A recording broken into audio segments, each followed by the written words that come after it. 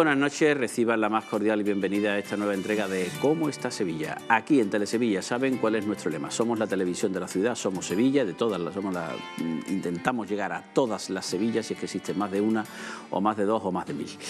Empezamos hoy con la entrevista, después vamos a hablar en la eterna Sevilla, vamos a hablar de un tema muy interesante. La semana pasada hablamos del Vía Crucis a la Cruz del Campo y esta semana vamos a hablar de un tema más que interesante, la figura de la Virgen, cómo se plasma en la Semana Santa. Es una figura que, permítanme el atrevimiento, a lo mejor hay alguien que se molesta, pero no quiero molestar a nadie, es una figura que va más allá incluso de lo religioso. O sea, la figura de la Virgen impregna toda la vida en la ciudad. Evidentemente para los creyentes es una figura fundamental, para los católicos, pero incluso para las personas que no son creyentes o que no son católicas o que no son practicantes, están ligadas de alguna manera a la figura de la Virgen en alguna de sus advocaciones, incluso en aquellas que dan nombres a barrios de la ciudad. Vamos a analizar todo eso desde el punto de vista artístico, o antropológico, histórico, con una tertulia de lujo como es normal en esta casa. Y después, con Mueque Leyero, el tema candente del Vía Crucis, de lo que pasó o no pasó el pasado domingo y de la industria sevillana que se va al garete. Pero empezamos, como siempre,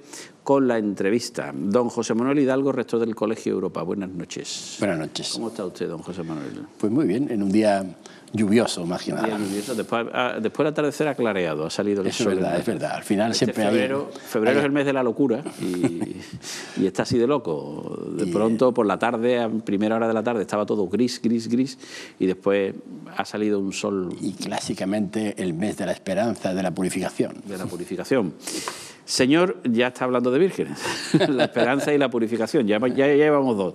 Señor Hidalgo, rector del Colegio Europa. Colegio Europa, que es un colegio privado, no es concertado, es un colegio privado, un colegio en el que usted se aventuró. La primera pregunta es, ¿cómo se puede uno aventurar a abrir un colegio de este corte? Porque sentimos que nos hacía falta. Yo nací en Sevilla, voy a hacer 70 años, aquí al lado. Y después, a partir de los 50 y tantos, comencé a viajar por el mundo, pues mi padre trabajaba en embajadas y de manera que rodé por muchas partes del mundo. Y de repente tuve la oportunidad de volver a Sevilla, más mi país, y reencontrarme con mis raíces.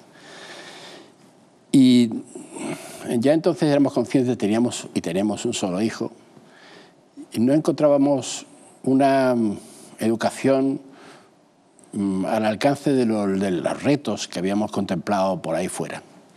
Y entonces, como no lo encontrábamos y teníamos la alternativa era volverse, pues se nos ocurrió la locura con un grupo de amigos, sin el menor afán de crear una empresa, de crear un pequeño chalet donde se educaran nuestros hijos. Comenzamos con 23 hijos, 23 niños, y ahora... ¿Y ahora por dónde van? Ahora 1.800 alumnos y 200 profesionales a su servicio. Andalucía, señor Hidalgo, Andalucía es una comunidad autónoma en la que, desgraciadamente, en la que estamos a la cola en todos los estudios, el informe PISA, cualquier estudio de educación que se haga, no estamos los últimos, pero sí estamos en el furgón de cola. ¿Por qué?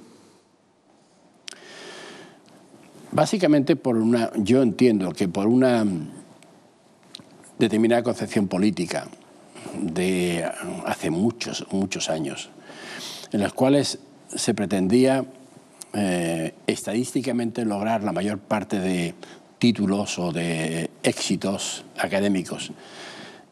Hay un viejo chiste francés que dice que a todos los que se rebelaron en la Revolución Francesa tenían el sueño de poseer un château.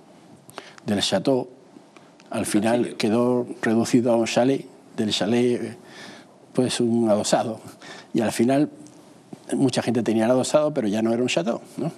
Entonces, la necesidad política de atender a toda una colectividad inmensa, digamos así, muchas veces ha rebajado las expectativas educativas y sobre todo la gente ha perdido conciencia en una época de bonanza larga de que realmente la única arma del futuro es la educación.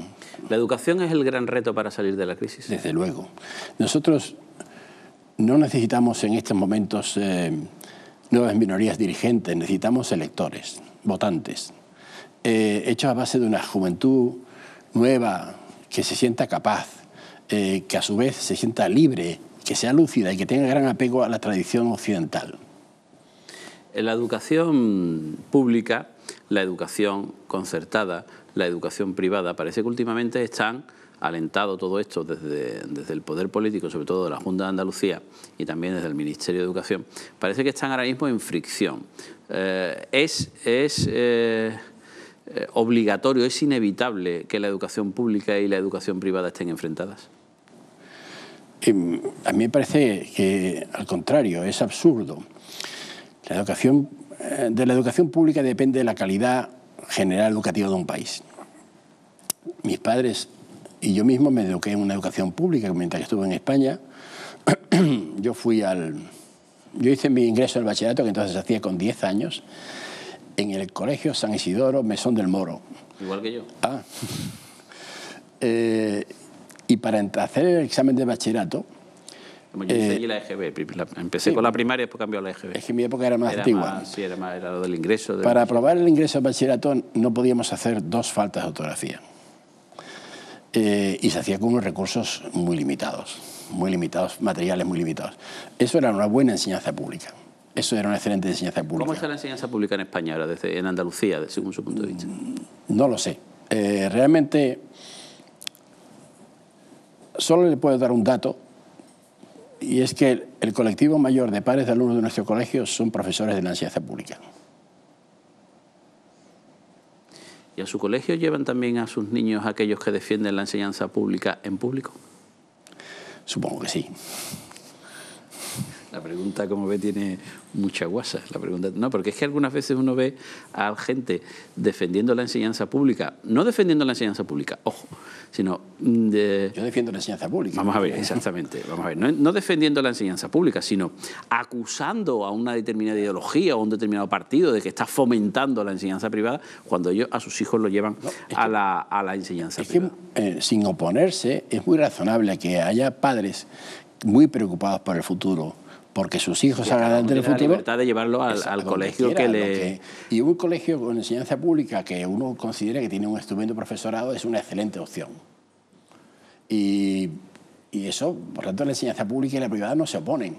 Ahora, es muy legítimo que los padres que tengan una determinada concepción de la educación, de la vida, elijan una cosa donde no quieran intervenga el Estado o los políticos directamente en esa educación de sus hijos, que es lo más valioso que tienen en su casa.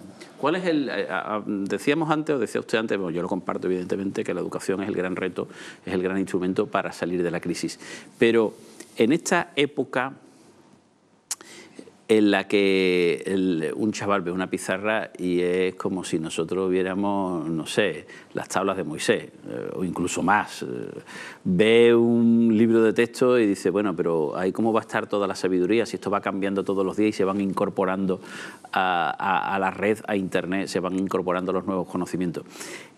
¿Qué debe contener hoy? ¿En qué se debe diferenciar la educación de hoy de la educación de ayer para adaptarse a estos tiempos? No hay tantas diferencias en general. Una persona bien formada del pasado es perfectamente válida hoy día. Lo que ocurre es que, bueno, por supuesto hay que seguirle el principio de vino viejo en odres nuevos, ¿no? Ahora mismo sería impensable no usar Internet continuamente, digamos, como medio de referencia, pero básicamente lo que hay que pasar es por el estudio, por la lectura de los trabajos, antes como ahora. La diferencia es fundamental. Es fundamental, eso es el fundamental, no solamente por los conocimientos que se adquieren, sino por el ejercicio mismo, por la densificación que se produce en el individuo. En realidad, la vieja concepción consistía en que prácticamente la educación era algo que podía dejarse de lado, porque en el caso de algunos colegios era como un electrodoméstico caro que uno compraba, en el caso de, bueno, ya lo harán los educadores.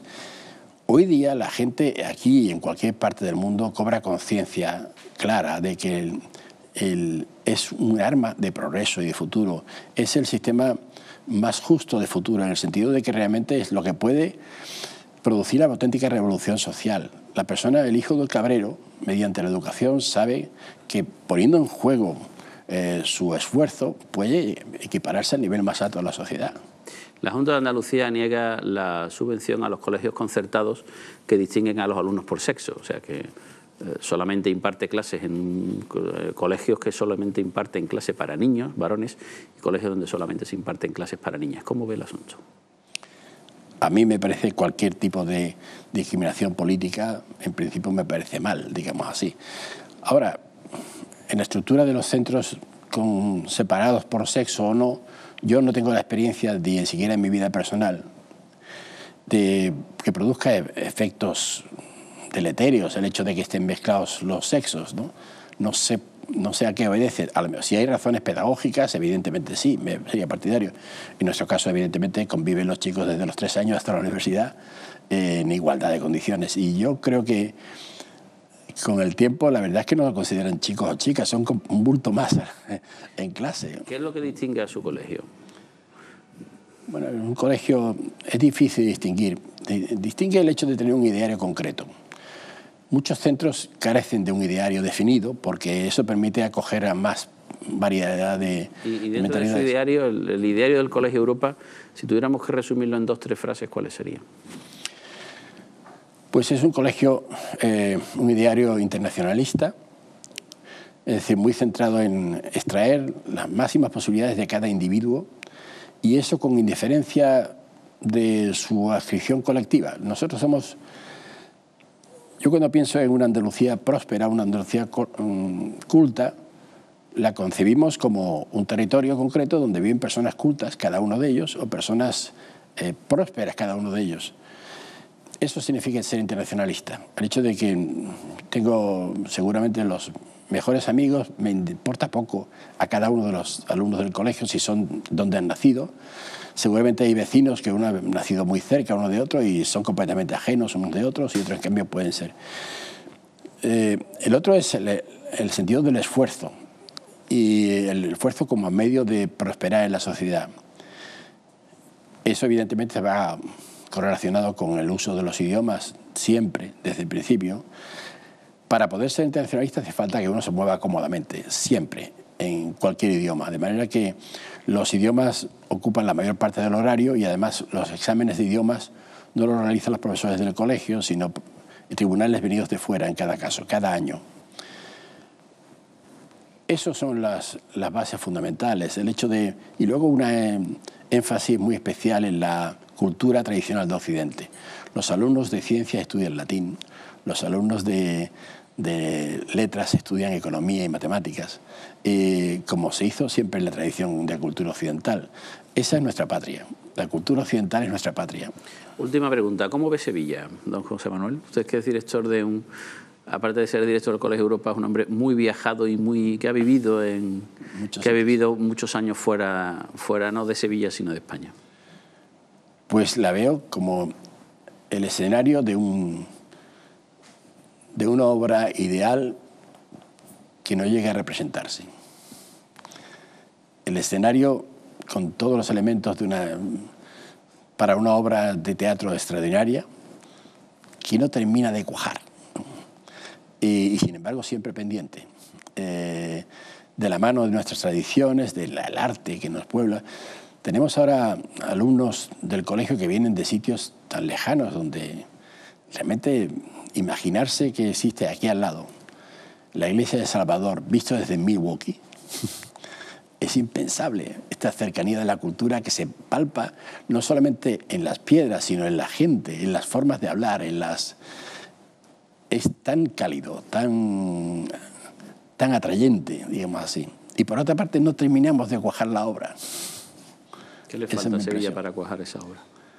Pues una sensación de modernidad, de apostar al futuro y verse desde fuera también. ¿Es muy pusilánime el sevillano en ese sentido?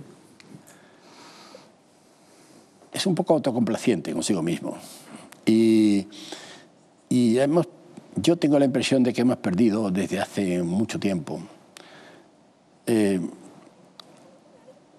Creo recordar que en algún libro excelente de un historiador sevillano sobre la historia de América, he visto que en el momento en que pudimos tener desde Sevilla, era la capital del mundo nuevo, mayor prosperidad, había que enviar esos libros del profesor Morales Padrón, recientemente fallecido.